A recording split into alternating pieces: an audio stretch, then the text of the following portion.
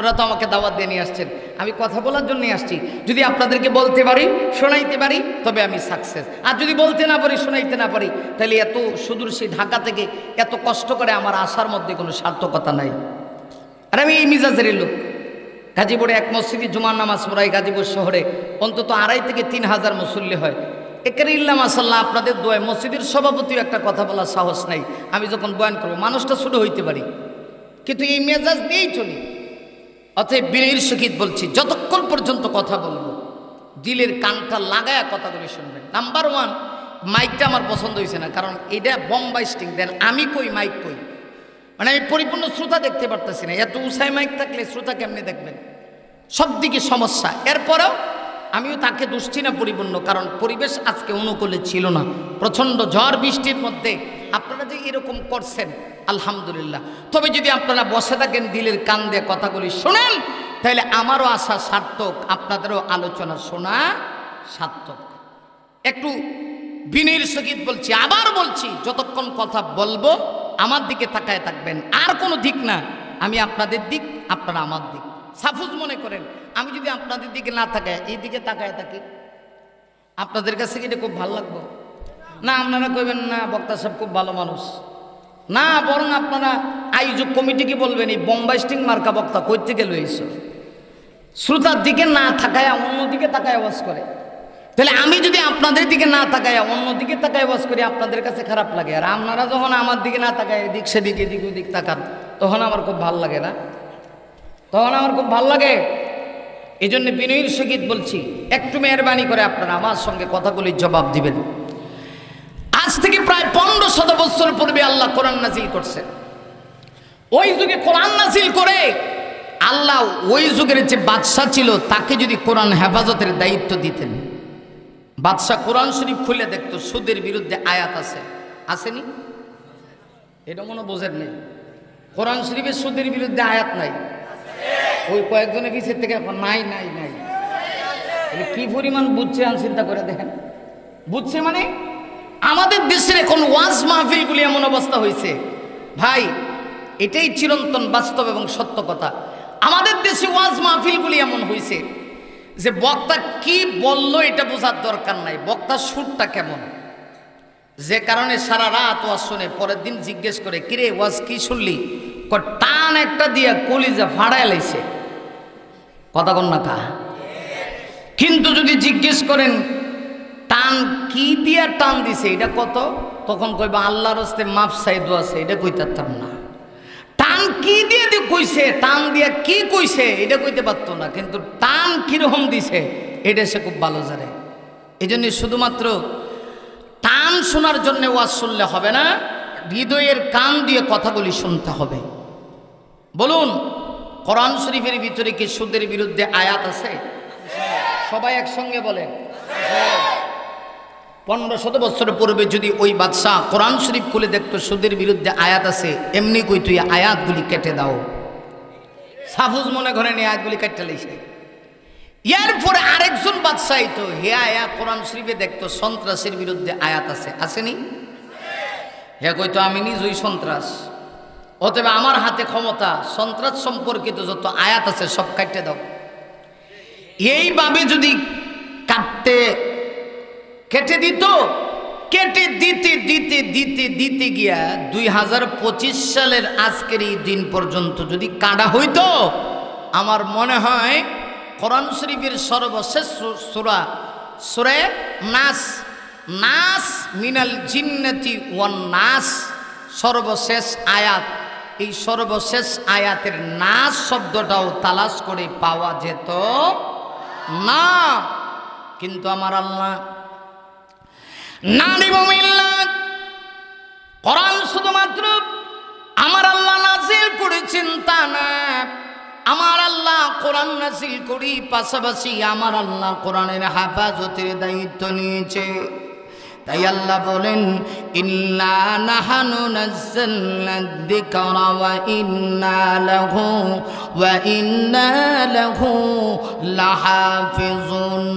নিঃসন্দেহে আরে মুমিন, আমার আল্লাহ বলেন আমি কোরআন নাজিল করেছি শুধুমাত্র আমি কোরআন নাজিল করেছি তা না, ওয়া ইন্না লাহু লাহাফিজুন, কিয়ামত পর্যন্ত এই কোরআনের যত হেফাজতের দায়িত্ব আমি আল্লাহ গ্রহণ করে নিয়েছি।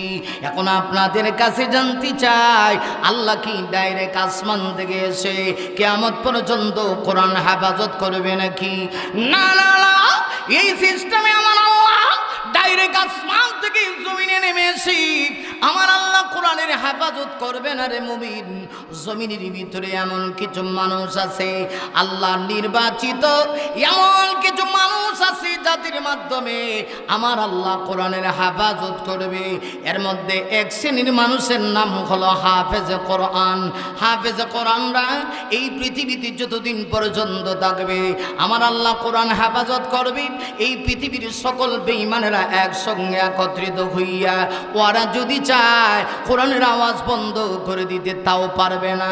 গোটা পৃথিবীর সকল বেঈমান নাস্তিক আর বেঈমানগুলি যদি এক হয়ে গোটা পৃথিবীতে যতগুলি আসমানি কিতাবের ভিতরে সর্বশ্রেষ্ঠ গ্রন্থ পবিত্র কোরআন যতগুলি ছাপানো হয়েছে, সব ছাপানো কোরআন যদি একত্রিত করে ওরা যদি কোরআনকে জ্বালিয়ে পুড়িয়ে সরকার করে দেয়, জ্বালিয়ে পুড়িয়ে পাতার কোরআন আর পৃষ্ঠার কোরআন জ্বালিয়ে পুড়িয়ে সরকার করে দেওয়া যাবে, কিন্তু হাফেজে কোরআনের সিনার ভিতর থেকে আল্লাহর কোরআনের একটা অক্ষর কেউ নিতে পারবে না, ঠিক কিনা?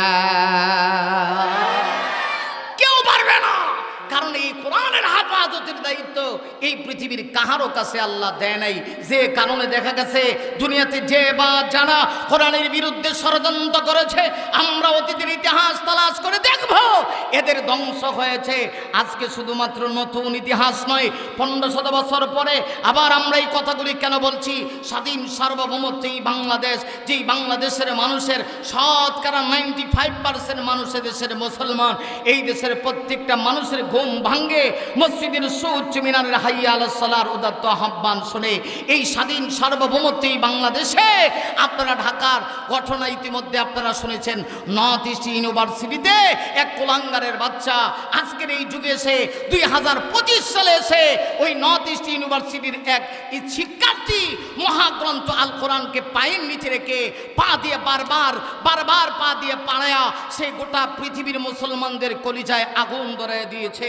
স্পষ্ট ভাষায় বলতে চাই, আল্লাহর জমিনে কোরআনের বিরুদ্ধে যদি কোনো কুলাঙ্গারের বাচ্চা ষড়যন্ত্র করে, সেই কুলাঙ্গারের বাচ্চা পবিত্র কোরআন পা দিয়ে বারবার আঘাত করবে, ওই পা বাংলাদেশের জমিনে থাকতে পারে না। কথা কোন ঠিক নেবে?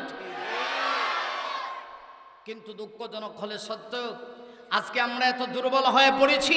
কোরআনের বিরুদ্ধে এরকম ষড়যন্ত্র হয়, এরপরে আমরা রাস্তায় বের হয়ে নতুন করে আন্দোলন করি, এদের জন্য বিচার হয়।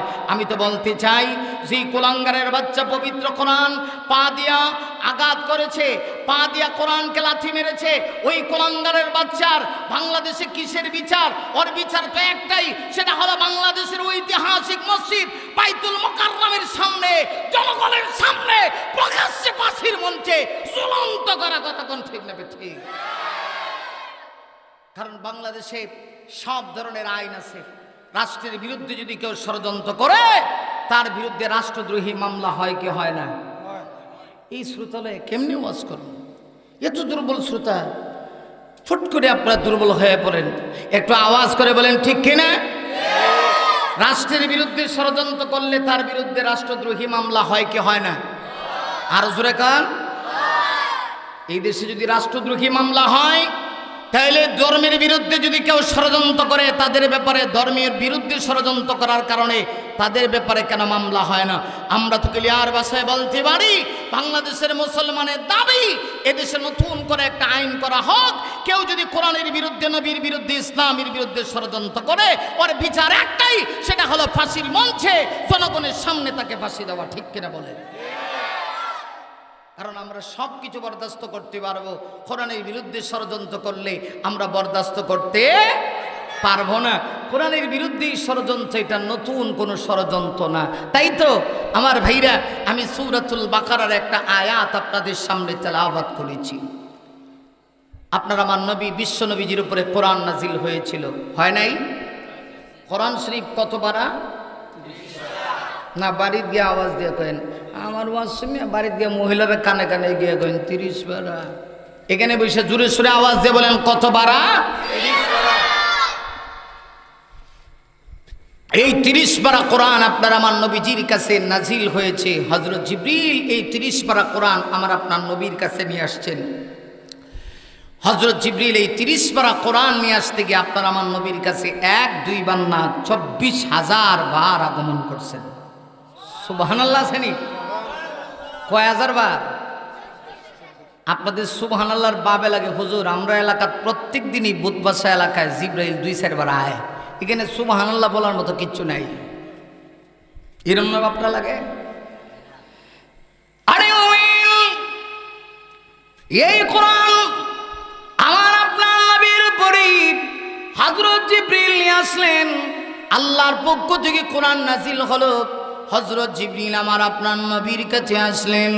মুমিন রে, 1 বার 2 বার না 24,000 বার আমার আপনার নবীর জীবদ্দশায় পবিত্র কোরআন নিয়ে হযরত জিবরিল আগমন করেছে। তাহলে বোঝা গেল কোরআন আমার আপনার নবীর বানানো কোনো কথা না, বরং আমার আল্লাহ ডাইরেক্ট কোরআন নাজিল করেছে। এরপরেও আরবের লোকেরা বলতো না, এই মুহাম্মদ কোরআন নিজে বানায় নিয়েছে, আমার আপনার নবী নাকি কোরআন বানায় নিয়েছে। না রে মুমিনরা, আমার আপনার নবী কোরআন বানায় নাই। আরবের লোকেরা মন করা বন্ধ মুহাম্মদ সাল্লাল্লাহু আলাইহি ওয়াসাল্লাম নিজে নিজে কোরআন বানায় নিয়েছে। এমনিতেই নবীজি অন্তরের ভিতরে আঘাত পান, কষ্ট পান। আরবের লোকেরা আসলে এই কথা জানতো নবী নিজে কোরআন বানায় নাই, ইচ্ছে করেই নবীকে এই কথা বলতো যাতে করে নবীজির জবান বন্ধ করে দেওয়া যায়। আমার নবীজি অন্তরে বড় কষ্ট পাইতেন। এমনিতেই আমার আল্লাহ সূরা বাকারার আমার তেলাওয়াতকৃত আয়াত নাযিল করে আমার আল্লাহ আপনার আমার নবীকে বলেন, ওয়া ইন কুনতুম ফি রাইবিম মিম্মা নাযালনা আলা আবদিনা ফাআতু বিসূরাতিন মিন মিথলি ওয়াদউ শুহাদাআকুম মিন দুনিল্লাহ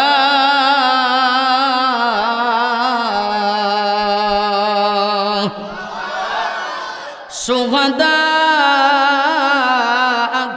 মিন দুনিল্লাহি ইন কুনতুম সাদিকিন।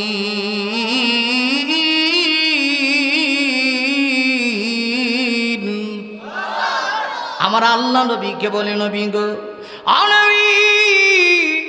আরবের বেঈমান কাফেররা বলি আপনি নাকি কোরআন বানায় নিয়েছেন। কোরআন নিয়ে ওরা সন্দেহ পোষণ করে। আপনি ওদেরকে বলে দিন, ও ইন কুনতুম ফি রাইবিম মিম্মা নাযালনা, যদি তোমরা সন্দেহ পোষণ করো, বলো যদি কথা আমার নবী বানায় বানায় কোরআন তোমাদের সামনে পড়ে, এই কথা যদি তোমরা বলো, নবী গো আপনি তাদেরকে বলে দিন, মিম্মা নাযালনা আলা আবদিনা, আমি আপনার উপরে কোরআন যে নাযিল করেছি এই কোরআন থেকে এদেরকে অনেকগুলি সূরা বানাতে হবে না। কোরআনের মতো ছোট্ট একটা সূরা, অসংখ্য কোরআনের ভিতরে 114 খানা সূরা আছে।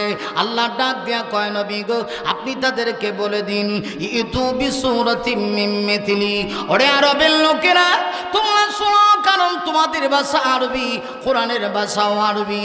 তোমরা যদি বলো আমি নিজের মন করা কোরআন বানিয়ে নিয়েছি, তাহলে তোমরা একটা কাজ করো, কোরআনের একটা সূরার মতো সূরা বানায় নিয়ে আসো। যদি নিয়ে আসতে পারো তাহলে আমি এই কথা স্বীকার করব আমার উপরে কোরআন নাজিল হয় নাই, আমি বানায়া তোমাদেরকে শোনাইতে আছি।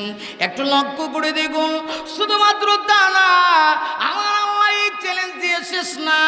আল্লাহ ডাক দিয়ে বলে, নবী গো আপনি তাদেরকে বলে দিন, কোরআনের একটা সূরার মতো সূরা বানাইতে গিয়া ওয়াদউ শুহাদাআকুম মিন দুনিল্লাহ, এর অর্থ হলো আই আলিহাতাকুম মিন দুনিল্লাহ, আল্লাহ ছাড়া তোমরা যাদেরকে মাবুদ মানো ওই সমস্ত মাবুদের সাহায্য নিয়া হইলেও কোরআনের একটা সূরার মতো সূরা বানায় আমার সামনে নিয়ে আসো।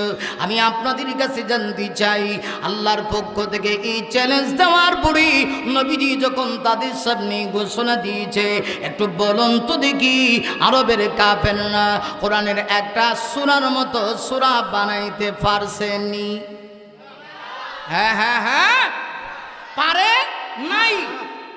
আল্লাহ পাক বলছেন, নবী গো, ওয়া ইন কুনতুম ফি রাইবিম মিম্মা নাযালনা আলা আবদিনা ফাতু বিসূরাতিম মিন মিথলি। আপনি তাদেরকে জানায় দেন, যদি তোমরা সন্দেহ পোষণ করো, আল্লাহ পাক বলে যে আমি যে আমার বান্দা মানে মুহাম্মদ সাল্লাল্লাহু আলাইহি ওয়াসাল্লাম, আমি যে আমার বান্দা মুহাম্মদ সাল্লাল্লাহু আলাইহি ওয়াসাল্লামের উপরে, আমার নবীর উপরে কোরআন নাযিল করেছি, এটার ব্যাপারে যদি তোমরা সন্দেহ পোষণ করো, তাহলে কোরআনের 114টা সূরার মতো 114টা সূরা তোমাদেরকে বানাতে হবে না। ইতু বিসূরাতিম মিন মিথলি, সাহস যদি থাকে কোরআনের একটা সূরার মতো, ছোট্ট একটা সূরার মতো সূরা বানায় নিয়ে আসো। আর এক সূরা বানাইতে গিয়া ওয়াদউ শুহাদাআকুম মিন দুনিল্লাহ, নবী গো আপনি তাদেরকে বলুন, তাদেরকে আহ্বান করুন, যদি তোমরা পারো আল্লাহ ছাড়া যাদেরকে তোমরা মাবুদ হিসেবে মানো, মানে মূর্তি পূজা যে করো, এই মূর্তিগুলির সাহায্য নেওয়া হইলেও তোমরা কোরআনের একটা সূরার মতো সূরা বানাও। ইন কুনতুম সাদিকিন, যদি তোমরা সত্যবাদী হয়ে থাকো। আমার ভাইরা, ওরা কোরআনের একটা সূরার মতো সূরা বানাবে তো দূরের কথা, বানানোর সাহস পর্যন্ত করতে পারে নাই। এমনকি এরা কোরআনের একটা সূরার অনুকরণ করে শেষ পর্যন্ত এরা নিজেই কইছে কোরআন এটা মানুষের বানানো কোনো কিতাব না। সুবহানাল্লাহ। কোরআন শরীফে যতগুলি সূরা আছে এর ভিতরে সবচেয়ে সর্বকনিষ্ঠ ছোট্ট সূরাটার নাম কি? সূরা, সবাই একসঙ্গে আওয়াজ করে বলেন, ইন্না আ'তাইনাকাল কাউসার ফাসাল্লি লিরাব্বিকা ওয়ানহার ইন্না শানিআকা হুয়াল আবতার লাইসা হাদা বিকালামিল বাশার। আরে ওয়েল, একটু খেয়াল করে দেখো, আরবের মানুষগুলি কিন্তু সাধারণ ছিল না, বরং তারা আরবি ভাষার উপরে বড় বড় পণ্ডিত ছিল। ওরা কোরআনের সবচেয়ে ছোট্ট সূরা, সূরার নাম হলো সূরা কাউসার। আমার নবী যখন চ্যালেঞ্জ দিয়েছে, সাহস যদি থাকে তোমরা যে বলো আমি কোরআন বানায় নিয়েছি, কোরআনের ছোট্ট সূরা সূরা কাউসারের মতো একটা সূরা বানাও, তখন তারা ওই সূরাকে অনুকরণ করে আয়াত বানাবে দূরের কথা, বরং এরা নিজেই কথা স্বীকার করেছে। ইন্না আ'তাইনাকাল কাউসার ফাসাল্লি লিরাব্বিকা ওয়ানহার ইন্না শানিআকা হুয়াল আবতার। এই সূরার 3টা আয়াত তো আল্লাহ নাযিল করেছে, এরা শেষ একটা আয়াত লাগাইছে, আসলে আয়াত না, এটা এরা নিজের মুখ থেকে স্বীকার করেছে। লাইসা হাদা বিকালামিল বাশার, এরা নিজেরা স্বীকার করেছে এটা পৃথিবীর কোনো বাশার মানুষের বানানো কথা না। সুবহানাল্লাহ, আল্লাহু আকবার। সমাধান চাও যদি জীবনে মরণে, ফিরে যাও খুঁজে নাও চোখ রাখো কোরআনে। ঠিক না? আসেননি আপনারা আমার সাথে? বলতে পারবেন? তাহলে একসঙ্গে আওয়াজ করে, সমাধান চাও যদি জীবনে মরণে, ফিরে যাও খুঁজে নাও চোখ রাখো কোরআনে। সমাধান চাও যদি জীবনে মরণে, ফিরে যাও খুঁজে নাও চোখ রাখো কোরআনে। সমাধান, ঠিক না? তবে পাবে সুখ শান্তির ঠিকানা, তবে পাবে সুখ শান্তির ঠিকানা, যদি মেনে নাও তুমি মনে প্রাণে। সমাধান, ঠিক না? সমাধান চাও যদি জীবনে মরণে, ফিরে যাও খুঁজে নাও চোখ রাখো কোরআনে। সমাধান চাও যদি জীবনে মরণে, ফিরে যাও খুঁজে নাও চোখ রাখো কোরআনে। ঠিক না? সব কিছুর সমাধান যদি একজন মানুষকে দিতে হয়, তাহলে এই পৃথিবীতে একটাই গ্রন্থ আছে, এটার নাম হলো মহাগ্রন্থ আল কোরআন। অতএব কোরআন শরীফ আল্লাহর পক্ষ থেকে নাজিল হয়েছে। কোরআনের একটা আয়াত আমার আপনার নবী বানায়া আরবের কাফেরদের সামনে তেলাওয়াত করেন নাই। এই কোরআন যেমনভাবে নাজিল হয়েছে আজও ঠিক সেইভাবেই আছে, কিয়ামত পর্যন্ত থাকবে। যে কারণে একদল ইসলাম বিদ্বেষী শক্তি আছে যারা চায় কোরআনের আওয়াজ বন্ধ করে দিতে। এটা নতুন কোনো ইতিহাস নয়, যুগে যুগে ছিল, নবীজির যুগেও ছিল। যে কারণে আমার ভাইয়েরা, মক্কার কাফেররা এই কোরআনের আওয়াজ আর নবীজির আওয়াজ বন্ধ করে দেওয়ার জন্যে ষড়যন্ত্র কম করে নাই। কিন্তু যে বাতি আল্লাহ জ্বালাইতে চায়, পৃথিবীর সব বেঈমান কাফেররা মিলে ওই বাতি নিবানো কি সম্ভব? হ্যাঁ হ্যাঁ হ্যাঁ। কোরআনের বাতি জ্বালিয়েছেন কে? ডাইরেক্ট কোরআনের বাতি আল্লাহ জ্বালাইছেন।